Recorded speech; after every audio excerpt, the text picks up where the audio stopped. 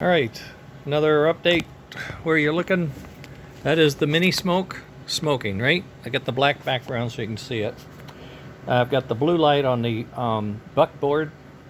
I had to raise the voltage on the buckboard. We're still running at 16 volts coming out of the transformer in AC, and I'm putting 4.6 volts into the heater and just around 2 to 2.5 volts through the fan. And I'm going through a single buckboard from one rectifier. Rectifier's not even warm.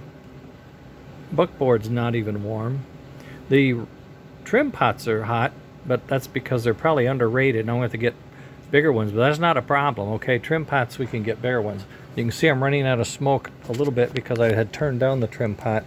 I thought he was getting hot, but I can show you right here what a turn of the screw will do, right?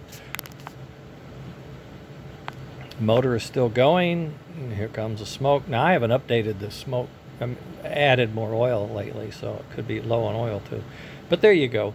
The smoke is perfect for a fire in a house or a shed or a cabin or whatever, okay? If pot-belly stove in a caboose. And all I do is I take a rectifier and a buckboard and a pair of trim pots.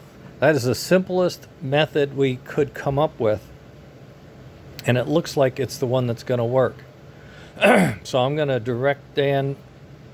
We're going to work together on this, on finding a source for the parts and building test parts and test breadboards and whatnot, and then trying to find someone that can help us design PC boards. We're not good. We haven't learned it yet. It's terrible.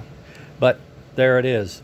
The exciting part is we can take the accessories and run our smoke at the bench with fixed, a lot more simple approach to smoke other than the fan and the heater. We don't have the smart smoke requirements in that you're varying track power and fan speed with the engine going up and down and all that. Here we are, just static state, set it and forget it. And that's what we're going to do. I think this is going to work out. And then trim pot, we can make those adjustments remote if we want. We could build this into a small box and you have knobs on the outside. I think that'd be cool. And so there you are. That's what I want. Pardon me. That's what I wanted to prove before I take off, and that's what I did. So I'm going to document this, turn it off, put it aside, and build a puff and chuff board. Okay? And I'm sending all this information to Dan while I'm working on development. He's going to work on operations. That's how we're going to try to carve this thing up. All right. Later, gang. Progress is looking good.